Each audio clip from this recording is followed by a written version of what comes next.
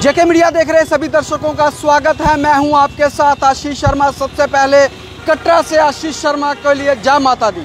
हम आपको बता दें आज विश्वकर्मा डे है और सभी देशवासियों को विश्वकर्मा डे की ढेर सारी शुभकामनाएं। आज विश्वकर्मा डे के उपलक्ष्य पर कटरा में एक शोभा यात्रा निकाली गई, झांकी निकाली गई, जिसका उद्घाटन श्री माता वैष्णो देवी कॉन्स्टिट्यूंसी के नवनियुक्त विधायक बलदेव राज शर्मा ने उसकी रिबन काट कर शुभारंभ किया। हम आपको बता दें हर साल की तरह इस साल भी शोभा यात्रा निकाली गई और एमएलए बलदेव राज शर्मा जी ने रिबन काट कर इसका शुभारंभ किया। देखिए जेके मीडिया की यह खास रिपोर्ट कटरा मां वैष्णो देवी से।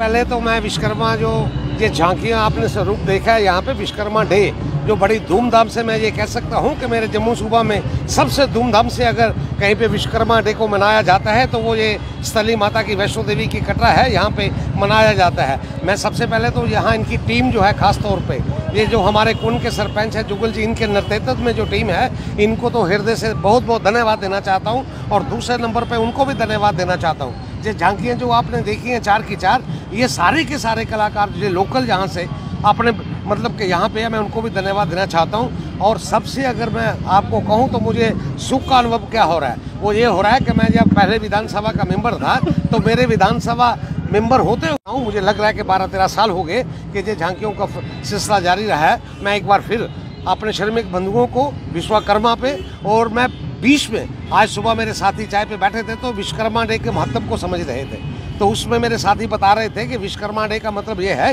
कि वो विश्वकर्मा जिन्होंने लंका बनाई थी, वो विश्वकर्मा जिन्होंने लंका का निर्माण किया था, ये इस श्रेणी में आते हैं। और उसके आगे अगर प्रसंग अगर मैं आपको बताऊं तो वो प्रसंग ये था, ये जो विश्वकर्मा डे की महत्व को समझते हुए जैसे शिवजी महाराज की झांकी निकली है ना, असल में अगर हम अपना पुराना इतिहास देखें तो उसमें यह है कि वो लंका जो बनी थी वो शिवजी महाराज के लिए, अपनी उनकी पार्वती के लिए बनी थी और बनने के बाद वो बाद में दान दे दी थी। वो एक बहुत बड़ा प्रसंग है।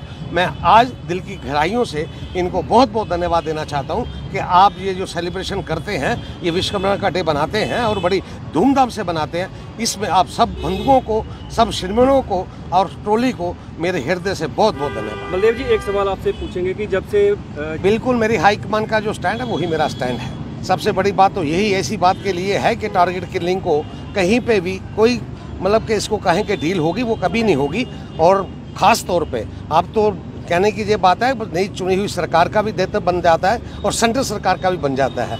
बड़े मतलब ये एक बुखलाड़ का कारण है जो किलिंग्स हो रही हैं, इस पर अंकुश लगेगा और बड़े सख्त तरीके से HM ने ऑर्डर किए हैं, इस पर ज़रूर पाबंदी लगेगी।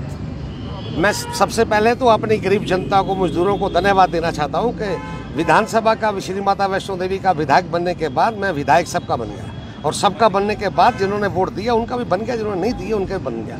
और मैं उन सब के लिए जो अपने से हो सकता है, खास तौर पे गरीब जनता, जो मोदी जी की सरकार की हमारी नीति है कि गरीब तक पहुंचने की बात है, चाहे वो स्कीमों के तहत हो तो गरीब तक सरकार पहुंचेगी।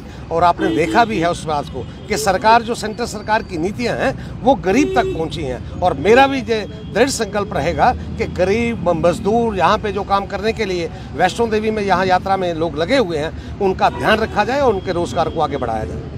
हमको सारे एस्पेक्ट इसमें देखना पड़ेंगे। ये जो सारी चीज़ें हो रही है ना, ये एक लंबा प्रोसेस है 10 साल के लिए। यहाँ पे एनजीटी का, आपको एक पुराना मैं याद करवाऊँ तो 10 साल पहले एक बीमारी यहाँ पे मयूल की वजह से आ गई थी।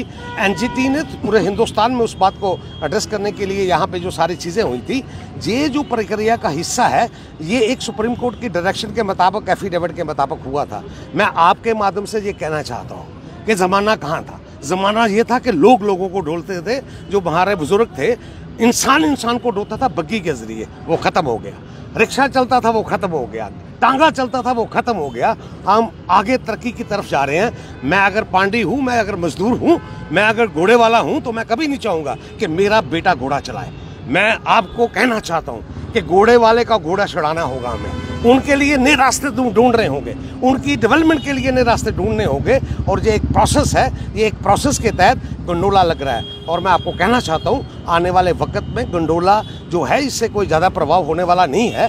मगर जिन लोगों की हमें चिंता है कि जिनका रोज़गार चलेगा, उनको रोज़गार को ठीक करने के लिए नए ज़माने में जाने के बाद उसको ठीक करना पड़ेगा ताकि उनको रोज़गार मिले।